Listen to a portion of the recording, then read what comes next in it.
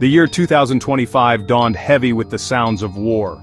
Ukraine continued its fight for survival. This was a European war, reminiscent of past centuries. Yet, it was fought with 21st century technology. Artillery remained king of this battlefield. Its destructive power shaped front lines. It decided the fate of towns and villages. The conflict had become a brutal contest of attrition. Each shell fired was a testament to a larger struggle. This war was not just about territory, it was about ideas. It concerned the future of sovereignty in Europe. Russia sought to redraw borders by force. Ukraine, with international support, resisted this aggression. The international order itself felt VT pressure. The implications were global, reaching far beyond Ukraine's borders. Nations watched and chose sides or tried to remain neutral. This neutrality was increasingly difficult. The fields of Ukraine were scarred. They bore witness to intense barrages. Long-range fires became a daily reality for soldiers. They were also a reality for civilians caught in the crossfire. The weapons used were diverse. Old Soviet systems met new Western technologies. This created a complex, deadly environment. Understanding this war meant understanding its tools. It meant understanding the impact of artillery. The conflict had entered a new, perhaps more desperate phase by June 2025. Geopolitical shifts added layers of complexity. Alliances were tested, and new ones were forged in the heat of conflict. The flow of weapons and ammunition became critical. It was a lifeline for one side, a strategic advantage for the other. The story of this war was increasingly a story of supply lines. It was a story of industrial capacity and political will. The M109 Paladin self-propelled howitzer was a significant U.S. contribution. It represented advanced American military technology. These machines offered Ukraine a crucial capability. They could deliver precise, powerful strikes. They could do so from a distance. This helped to counter Russia's own formidable artillery forces. The Paladin was a symbol of Western support. Its presence was a morale booster for Ukrainian troops on the ground. These artillery systems were not invincible. They required skilled crews to operate effectively. They needed constant maintenance to remain functional. Ammunition supply was a persistent concern. Each Paladin was a high-value asset. Its loss would be keenly felt by Ukrainian commanders. They were often hunted by Russian drones and counter-battery fire. Their survival depended on tactics and a bit of luck. The Paladins allowed Ukrainian forces to adopt more dynamic tactics. They could shoot and scoot, firing and then quickly relocating. This made them harder to target. Their accuracy reduced collateral damage in theory. This was an important factor in a war fought near populated areas. The United States had provided a substantial number of these systems. Their impact was noted in many key battles throughout 2024. However, the effectiveness of any weapon system depends on context. It depends on the broader strategic situation. The Paladin was a powerful tool, but it was one tool among many. Its success was intertwined with intelligence, air defense, and logistics. As the conflict evolved, the conditions for its deployment changed. New threats emerged. New challenges tested its operators and its backers. This set the stage for difficult moments. In late May 2025, near the ravaged village of Klishchivka, a pivotal clash occurred. Reports from the front detailed a concentrated Russian effort. This effort targeted Ukraine's advanced artillery positions. Several US-supplied Paladin systems were operating in this sector. They had been instrumental in slowing Russian advances here. This area south of Bakhmut was fiercely contested. The terrain offered little cover for large weapon systems. One specific engagement became a grim symbol. A Ukrainian Paladin crew holding a critical firing position found itself outmaneuvered. Russian Lancet drones, possibly aided by improved electronic warfare, swarmed. Simultaneously, concentrated Russian artillery, perhaps newly supplied North Korean shells, rained down. The Paladin, after inflicting damage, was struck and destroyed. This was not an isolated incident, but it was starkly documented. It highlighted a growing Russian capability to neutralize such threats. The loss of this Paladin, and others in the preceding weeks, was a tactical blow. It was also a significant psychological event. For Ukraine, it underscored their increasing vulnerability. This vulnerability was exacerbated by dwindling ammunition stocks. For Russia, it was propagandized as a major victory. It showed their forces adapting and overcoming Western technology. The clash was less a single battle, more a successful Russian campaign against these vital assets. This event, or series of events around Klishchivka, had immediate implications. It forced Ukrainian commanders to pull back remaining Paladins. They had to reassess their deployment strategies. The risk of losing such irreplaceable equipment had become too high. This, in turn, weakened Ukraine's defensive capabilities in key sectors. It allowed Russian forces to make incremental but significant gains. The balance of firepower was perceptibly shifting. The battlefield losses coincided with a seismic shift in U.S. policy. In April 2025, President Trump's administration paused all military aid to Ukraine. This decision sent shockwaves across the Atlantic. The White House cited a need for Ukraine to commit to peace negotiations. They demanded terms that Kyiv found unacceptable. This halt included weapons already in transit. It affected future funding for security assistance.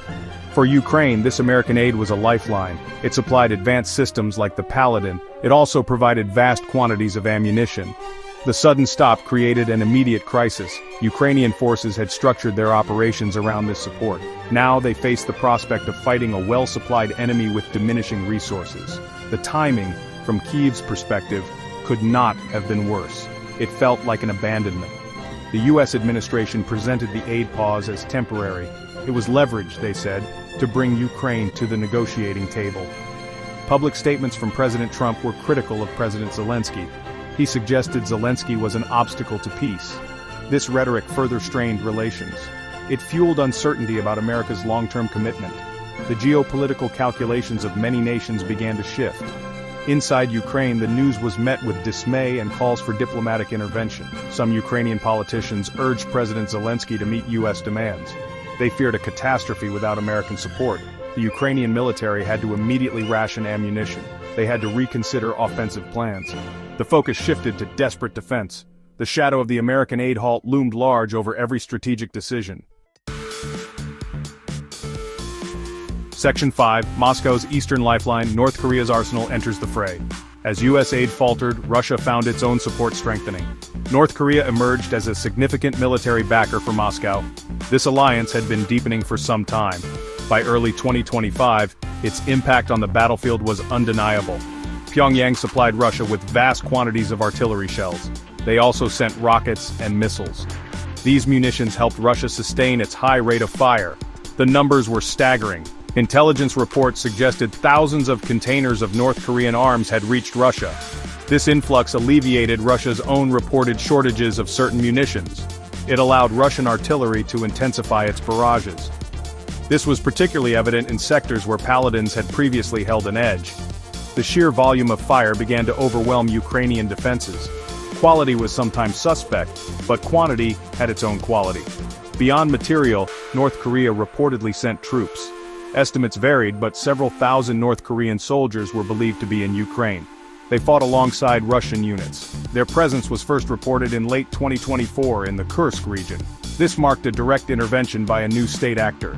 It represented a significant escalation of the conflict. President Zelensky called it a new chapter of global instability.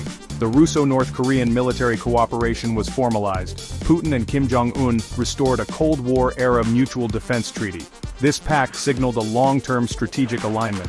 It had implications beyond Ukraine. It worried Western capitals and East Asian neighbors alike. For Russia, North Korea provided a crucial wartime resource. It allowed Moscow to prolong its war effort. It also complicated any Western strategy based on Russian resource depletion. Section 6, Kyiv's ordeal, navigating a storm of scarcity and renewed assaults. The halt in U.S. aid and increased Russian firepower created a dire situation for Kyiv. Ukrainian forces faced acute shortages. Ammunition for artillery, including the remaining Paladins, became precious. Every shell had to be carefully rationed. This severely limited their ability to respond to Russian attacks. It also curtailed any plans for offensive operations. The strategic initiative was slipping away. Ukrainian military leadership had to make hard choices. They redeployed forces to protect critical areas. They emphasized defensive fortifications. Innovation became even more crucial. Ukraine accelerated its domestic drone production. They sought alternative sources of ammunition from European partners. But these efforts could not fully compensate for the scale of U.S. support. Morale among troops was tested by the scarcity and relentless enemy pressure. President Zelensky's government faced immense internal and external pressure. Domestically, there were questions about the path forward. Some urged concessions to restart U.S. aid, others insisted on continued resistance, whatever the cost. Internationally, Zelensky appealed to European allies. He stressed the urgent need for support. He warned that Ukraine's fall would have devastating consequences for European security. The rare metals deal demanded by the White House became a point of contention. Ukrainian officials indicated a willingness to sign. This was seen as a desperate measure to unblock aid. Vice President J.D. Vance framed such economic agreements as better long-term security than military aid.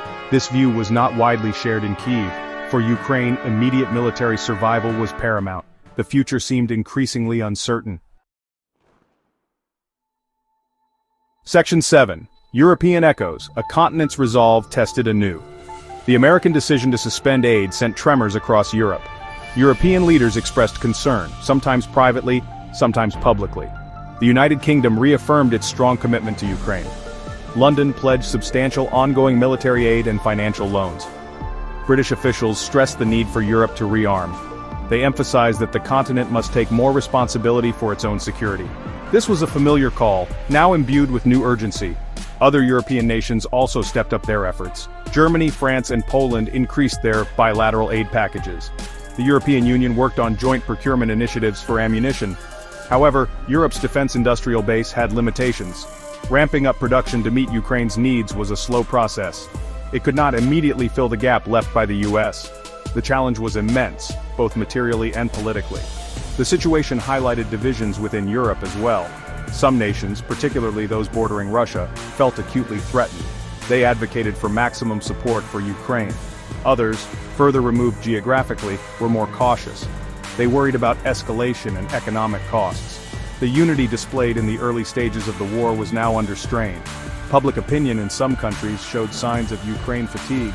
Despite these challenges, a core group of European states remained steadfast. They understood the stakes. They knew that a Russian victory in Ukraine would reshape the security map of Europe. It would embolden Moscow and undermine the post-Cold War order. Therefore, they continued to provide military, financial, and humanitarian assistance. They did so even as the transatlantic relationship faced new complexities. Their resolve was a critical factor for Ukraine's continued resistance. Section 8. Beyond the battlefield, the human toll and the war of narratives. The clashes involving advanced systems like Paladins and the broader war exacted a terrible human cost. Each destroyed piece of equipment often meant casualties. Soldiers on both sides perished or suffered life-altering injuries. Civilians continued to be caught in the conflict. They faced displacement, loss, and the daily threat of shelling. The war was a humanitarian tragedy of immense proportions. This was often lost in purely military analyses. Information warfare intensified alongside the physical fighting. Russia actively promoted narratives of its successes. The destruction of Western equipment like Paladins was heavily featured in its propaganda. Moscow sought to portray the West as weak and its support for Ukraine as futile. It aimed to demoralize Ukrainians and sow division among their allies. These narratives found an audience both domestically and internationally. Ukraine, in turn, fought to maintain international attention and support. It highlighted Russian atrocities and its own resilience. Ukrainian officials countered Russian disinformation. They appealed to shared values of freedom and sovereignty. The battle for hearts and minds was as crucial as the battle on the ground. Access to credible information became increasingly difficult in a polarized media landscape. Truth itself was a casualty of this war. The psychological impact on the populations was profound. Ukrainians lived with constant stress and uncertainty. Russians faced growing economic hardship and societal controls. The war changed both societies in deep and lasting ways. The trauma experienced by individuals and communities would take generations to heal. Beyond the geopolitical strategies and military hardware, this human dimension remained central. It was a stark reminder of war's true price.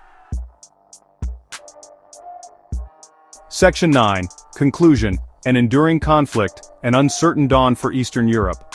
As of mid-2025, the war in Ukraine showed no signs of abating. The recent events, including the challenges faced by US-supplied Paladins and the halt in American aid, signaled a difficult phase for Kiev. Russia, bolstered by North Korean support, appeared resurgent in certain sectors. The conflict had settled into a brutal war of attrition. The long-term outcomes remained deeply uncertain for both nations. This was a conflict shaping a new era. For Russia, the alliance with North Korea provided a temporary military advantage. It allowed Moscow to sustain its offensive operations. However, this reliance also highlighted weaknesses in Russia's own industrial capacity. The long-term strategic costs of this partnership, and of the war itself, were yet to be fully realized. Russia faced international isolation and severe economic sanctions. Its future trajectory was one of growing authoritarianism and militarism. For Ukraine, the path ahead was fraught with peril. Survival depended on its people's resilience and continued substantial Western support. European aid became even more critical in light of US policy shifts. The nation faced a monumental task of defense and eventual reconstruction. The dream of a peaceful, integrated European future was under direct assault. Ukraine's fight was a fight for its very existence as a sovereign state. The clash over Ukraine was more than a regional conflict. It was a crucible for the future of international relations. It tested the limits of alliances and the resolve of nations. The potential for escalation, or a frozen conflict leaving lasting instability, was high. The echoes of artillery on the Ukrainian plains in 2025 served as a grim reminder. Peace and security in Europe, and indeed globally, could not be taken for granted. The struggle continued.